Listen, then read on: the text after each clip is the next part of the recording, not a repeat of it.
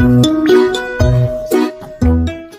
long time ago in a small town lived a wealthy farmer named Ikem. Ikem was known for his hard work and how much he valued his work more than anything. During farming season, many farmers both within and outside the town would come to him to borrow money or seedlings for their next farming season. Ikem was happily married to his wife Adaku. Adaku was also hardworking and always assisted Ikem in his farm works. Ikem was happy, glad and grateful for getting married to someone like Adaku, who had helped him to double his wealth. Adaku was reserved, humble and obedient. Ikem found peace and happiness in her.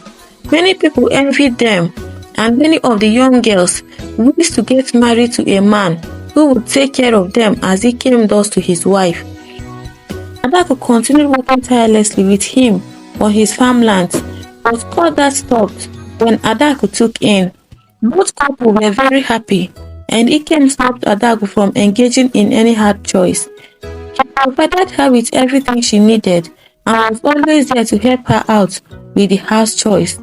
Before 9 months, Ikem had already bought all the necessary things both mother and daughter would be needing during and after delivery. When the day finally came, Ikem was in his farmland when he was told that his wife was in labor and had already been rushed to the hospital. He left immediately and ran to the hospital. Before he got there, he was already hearing the cry of his baby girl. He screamed and jumped in excitement until the nurses began to calm him down. He was later ushered into the ward, where he met Adaku lying on the bed with the baby beside her. He first of all hugged Adaku before gently carrying the little baby. He was full of surprise and excitement, but after a while, his countenance changed. He was clearly observing the newborn baby, and from what he was seeing, it seemed like the baby was born with albinism. But without saying a word to Adaku, he went straight to the doctor, and the doctor confirmed that Adaku's baby was born with albinism.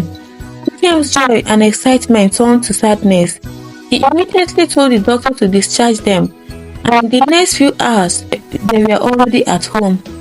On that day, Ikem became cold and moody. He hardly talks to Adaku, and he doesn't allow their baby, whom Adaku named Onyinyechi, be brought close to him. Adaku had asked him on several occasions the reason for his moodiness, but he refused to open up. But 1 week later, Ikem decided to open up to his wife. He woke Adaku up in the middle of the night and told her that Onyinyechi should be taken to an orphanage, that he can't afford to live with a cursed child under the same roof. Adaku was greatly angered over what Ikem said. She raised her voice on him and warned him vehemently never to use such words on her child again. It became a great issue for both husband and wife. It got to a point that Ikem told Adaku to choose between her marriage with him and Onyinyechi. Adaku tried every possible means to talk some sense into him, but Ikem had already made up his mind. Left with no choice, Adaku packed her bags and left with Onyinyechi back to her father's house. But the house was no longer occupied by anyone since the death of her parents. Adaku remained there with her baby and promised herself to give Onyinyechi the best life that she deserved. Every morning, Adaku would leave her baby with her neighbors and go into the street to hawk sachet water. She would come home from time to time to breastfeed Onyinyechi. She engaged herself in different types of menial jobs, did part-time jobs, and even engaged in jobs that were not meant for women, just in a bid to make ends meet. Even when people insult and say all manner of words to her, she would simply wave them out and continue trying out every available job.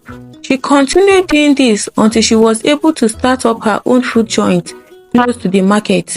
Though she wasn't making much money from it, but it was enough to cater for her needs and that of Onyinyechi. When Onyinyechi came of age, he enrolled her in one of the schools she could afford. Onyinyechi was very smart and intelligent, and that made Adaku work harder. One day, Onyinyechi came back from school in tears, and when Adaku asked her why, She narrated to Adaku how her classmates were calling her different names and insulting her because of her skin color. Adaku smiled and began to talk to Onyinyechi. She told her that she was not different at all, that she was unique and perfectly created. She went ahead to assure her that she was a special gift from God and she shouldn't let anyone belittle her by saying otherwise. She told Onyinyechi that the only difference between her and others was her uniqueness, which was worth celebrating. After the conversation, Onyinyechi was happy, and the following day, Adaku went with her to the school. Adaku spoke with the school authority. They promised to look into the matter, and after that day, Onyinyechi never complained about such an incident again. Before Onyinyechi got to class 6 in the primary level, she was already representing her school in different competitions, both within and outside. She was loved by many because of her intelligence, humility, and respectful behavior. Adaku was very happy for the gift of Onyinyechi. She and her daughter became the talk of the town, as every parent would want their children to be close with Onyinyechi. This earned Onyinyechi different gifts on several occasions. After her primary school, she was awarded a scholarship to study to any level of her choice without paying a dime. Adaku danced and danced until the people around her gathered to celebrate with them. She bought drinks and cooked enough food to celebrate Onyinyechi's success. She was a proud and happy mom. Onyinyechi proceeded into secondary school, and from there she was sent into tertiary institution to study medicine and surgery. Meanwhile, after Adaku left Ikem's house, Ikem went and married a second wife, who also got pregnant not long after their marriage. But to his greatest disappointment, the second wife also gave birth to 2 bouncing baby boys with albinism. Ikem tried to drive her out as he did with Adaku, but his second wife stood her ground and refused to go anywhere. Ikem and his second wife began to live like cat and rat, always fighting and quarreling with each other. To worsen the whole situation, both the second wife and her children were not helping Ikem at all. Rather, they helped to squander and misuse his wealth and farm products. Not long after, Ikem lost all his wealth to the extent that during farming season, he would have to borrow money to be able to cultivate his land. Years later, Onyinyechi graduated as one of the best students from medical school, and she became a certified medical doctor. She was offered an instant job in one of the biggest hospitals in the city. She began working, and from there, she rented a comfortable apartment and brought Adaku from the village down to the city. Adaku was happy and always prayed for her to do better. At a point, Onyinyechi was able to establish her own hospital. She employed the best staff and equipped her hospital in such a way that it became among the top 10 in the whole city. Adaku looked at her one day and nodded. "This is indeed a special gift from God," Adaku said within herself as she beamed with smiles. She was happy for making the right decision and not listening to Ikem when he rejected Onyinyechi, claiming that she was a cursed child. One evening, while Adaku was enjoying the cool breeze, Onyinyechi walked in with a young man whom she introduced as the man that wants to marry her. The young man was extremely wealthy, and in all honesty, he was very handsome. Adaku shouted in a very loud voice, not minding if people would hear her or not. She was more than excited to hear the news.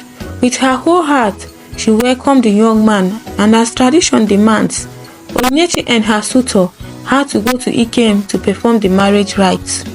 A date was fixed, and when the day finally came, Onyinyechi's suitor went with his family and friends, all in their different expensive cars, down to Ikem's compound.